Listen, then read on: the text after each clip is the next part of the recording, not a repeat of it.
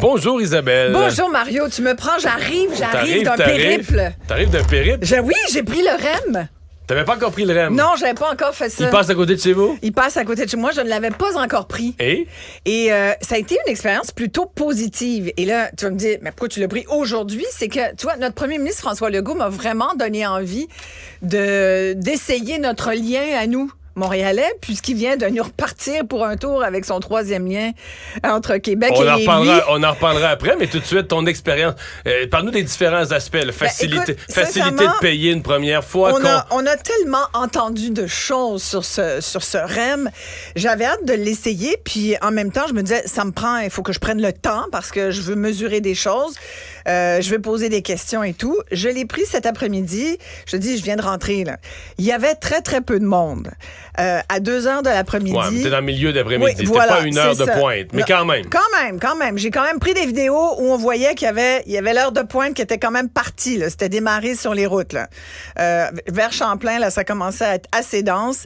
Et en direction du centre-ville de Montréal, vers la 15, là, pour aller vers le nord, il y avait aussi quand même pas mal de circulation. Il y avait un flot constant de véhicules, beaucoup de camions, beaucoup de véhicules. Donc, à cette heure-ci, c'est-tu les 2 wagons ou les 4 wagons? Parce qu'il y a deux façons. Là, il y avait 4 wagons. Donc, ça, c'est l'heure de pointe. 4 wagons. Il y avait 4 wagons. Moi, j'ai rarement vu 2 wagons, sauf les tests.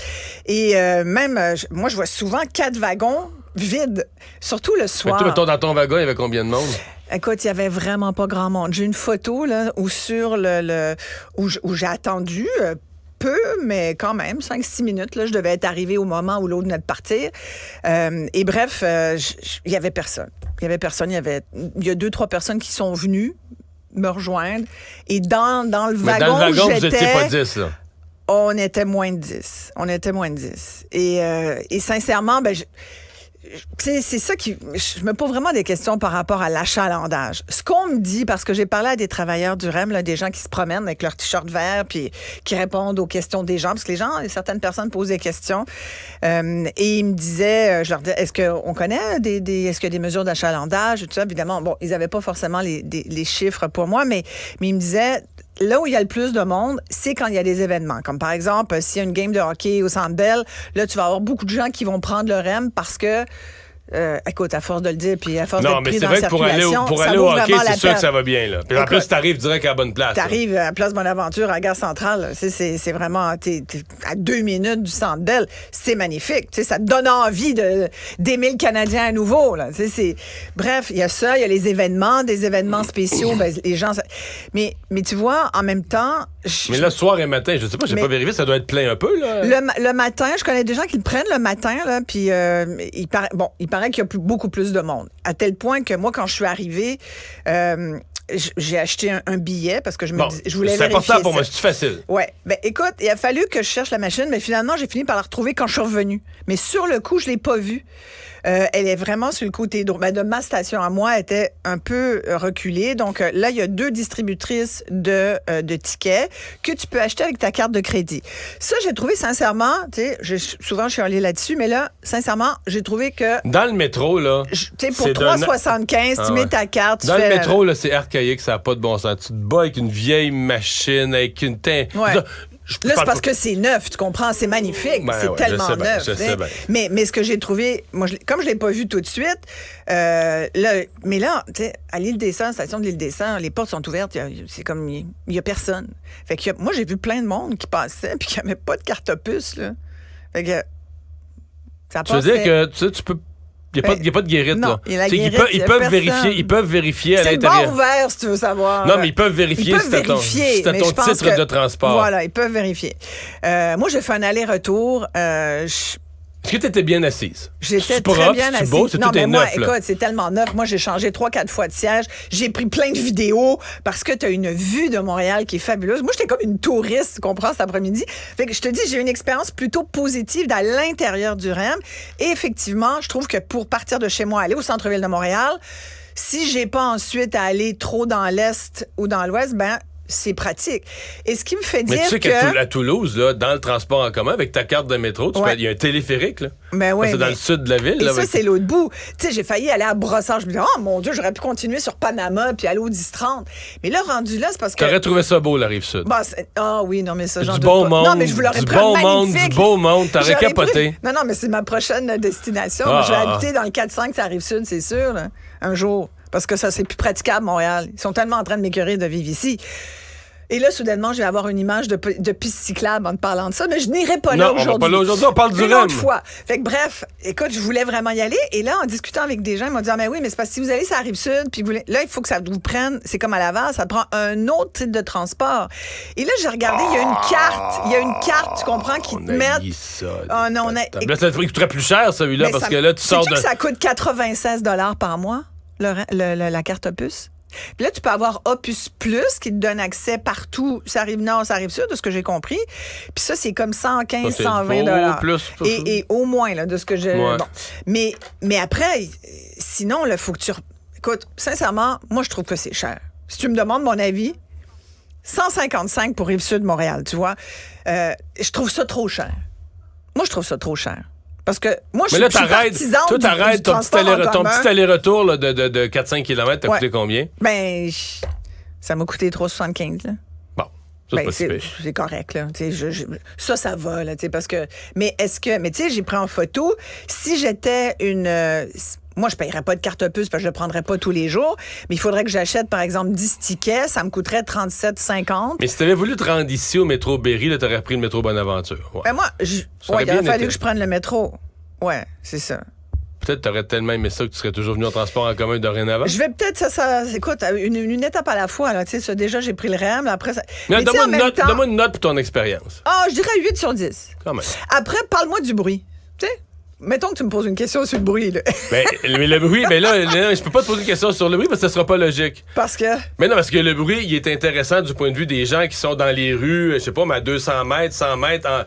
Quand t'es dans le train... Mais quand t'es à l'intérieur, tu le sens moins. Et tu sais pourquoi? Pour la simple et bonne raison qu'on est en mouvement. Puis moi, en plus, j'étais excitée, comme tu comprends, le touriste, je te dis. Fait que j'essayais de mesurer. Ça m'a paru, puis ça, c'est vraiment subjectif parce que j'ai pas mesuré les décibels, mais ça m'a paru être un petit peu plus bruyant qu'un TGV, par exemple.